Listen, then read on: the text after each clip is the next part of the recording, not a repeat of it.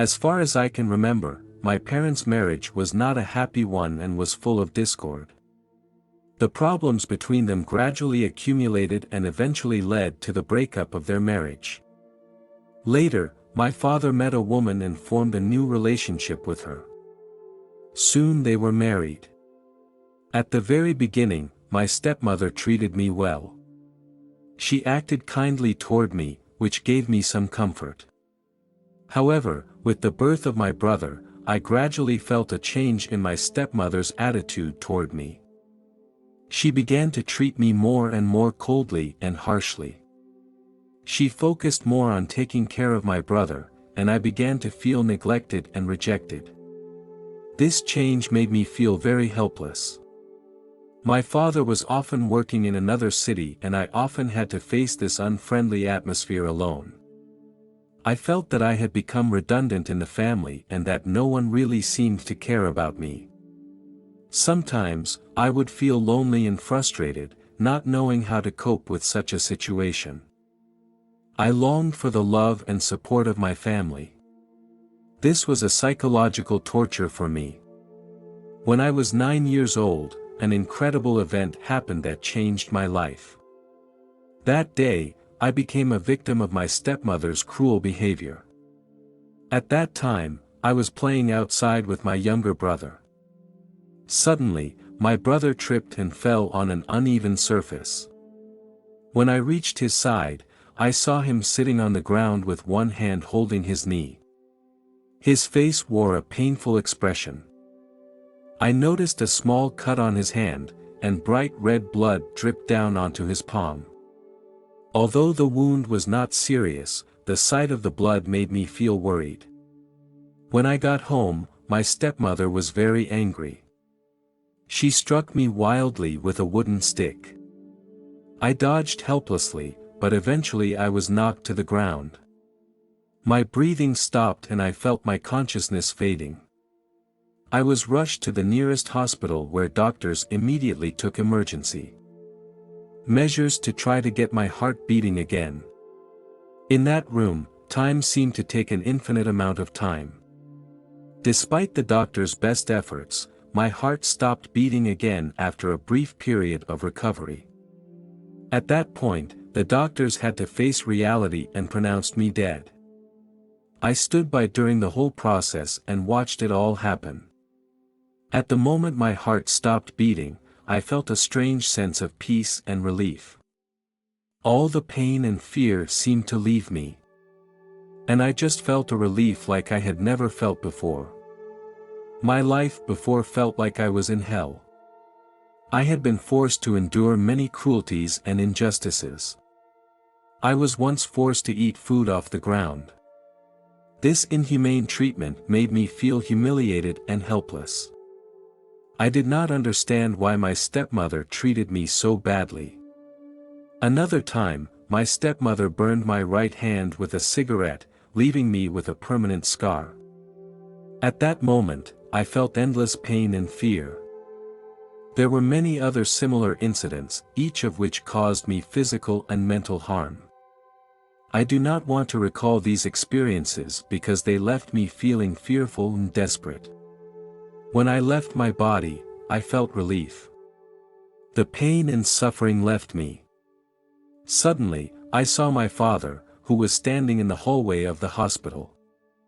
As I got closer, I noticed that my father and a doctor were arguing violently. I couldn't make out what they were arguing about.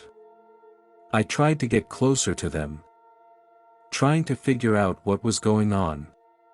Just then, I heard a voice. The voice asked me, "Are you ready?" I was confused and didn't know what it was referring to. I replied, "Ready for what?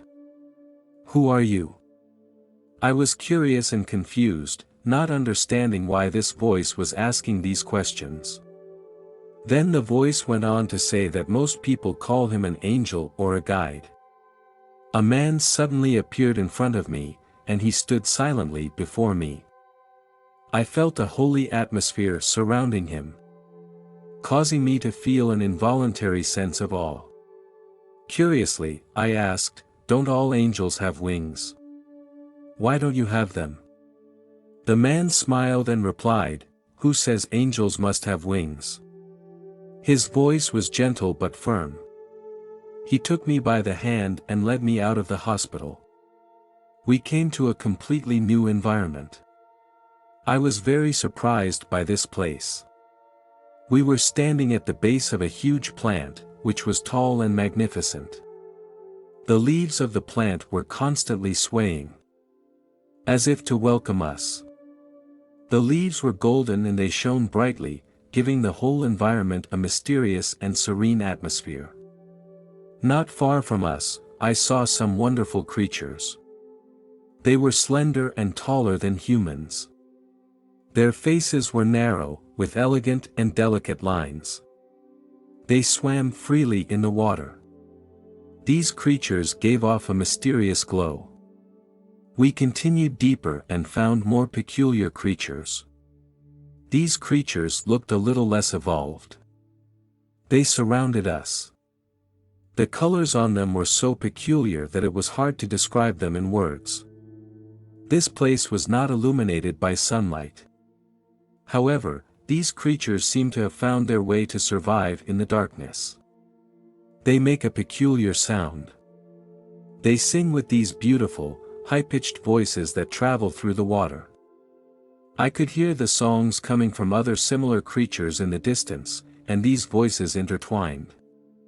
Led by these creatures, we arrived at their home. The caves formed a complex underwater network. In the corners of the caves reside many tiny life forms. They grow in hard shells. They are slender and transparent, and they blend in with the caves to create a fantastical scene. In addition to tiny life forms, some caves are inhabited by huge and ancient creatures. They grow huge shells. These creatures move through the caves at a slow pace and they feed on the plants in the water. The angel reminded me that it was time to leave. Led by the angel, I came into the presence of God. I stood there and felt an intense love. This love was so pure that it surpassed any feeling I had ever experienced. God embraced me, and his arms were filled with endless love. He told me that he already knew the pain I had experienced before. I asked God why he had not prevented the violence from happening, why he had not intervened in the actions that were hurting me. He didn't answer my question directly. He held me tighter. His embrace conveyed endless comfort and solace, a feeling that I had always longed for inside. His love wrapped around me and it was unconditional. In his embrace, I no longer had to endure pain because his love made me feel truly relieved. I know that in his love, I will never feel alone or helpless again. God said to me, "I know you want to stay here, away from pain and suffering, but you can't stay in this place just yet." He explained to me that I must return to the real world because my life is not over yet. There are still many experiences and missions waiting for me. I felt frustrated and helpless. I told God that I was afraid to go back, afraid of being hurt and tortured again. God assured me that he would always be with me. I began to cry sadly because leaving God's arms made me feel lost and afraid. God gave me one last hug and his love was close to me. His promise gave me the courage and strength to face the challenges ahead. With God's comfort, I gradually calmed down. The angel took my hand and led me back to the real world. We walked through the wall and came to the hospital room. I saw the doctors still trying to save my life. I saw my father standing anxiously in the hallway, his eyes full of worry and helplessness. The angel nodded to me, signaling me to be strong. I understood that I could no longer run away from reality. I had to get back into my body and face the challenges of life. The angel held my hand, and his presence made me feel very much at ease. I closed my eyes and slowly re-entered my body. When I opened my eyes, a group of doctors surrounded me. They were surprised to see my eyes open and shouted, "He's awake." I felt the pulse of life beating again. I knew that God had given me a second life. During my recovery, a female police officer came to my room. The female officer told me that the doctor had reported what had happened to me to the police. I was both thankful and scared to hear this news. I didn't know what was going to happen next. The female officer sat on the edge of the bed and listened patiently to what had happened to me. I described to her the abuse my stepmother had inflicted on me. Then my stepmother was put in jail. Some time later, I received a letter from my stepmother. In the letter, she sincerely apologized to me, expressing her remorse and guilt. She admitted her mistake and expressed her hope that I could forgive her. However, I can't forgive her now. The psychological damage she has inflicted on me over the years is too deep and will take time to heal. Forgiving her is a long and complicated process. It requires me to truly come to terms with the hurt of the past and find inner peace. I needed more time to heal myself. My father also apologized to me sincerely. I understand my father's situation. I know he has been working hard to provide for us and has taken on a heavy load of responsibility and stress. He did not realize the extent of my stepmother's abuse. I didn't blame my father because I knew he had been hurt too. He felt guilty for his negligence. After I recovered, I decided to live with my grandfather. He gave me the feeling of being loved. Although this love could not surpass the love of God, it still made me feel very content and happy. 27 years have passed since this happened and I have a family and children of my own. My children grew up in a warm family environment.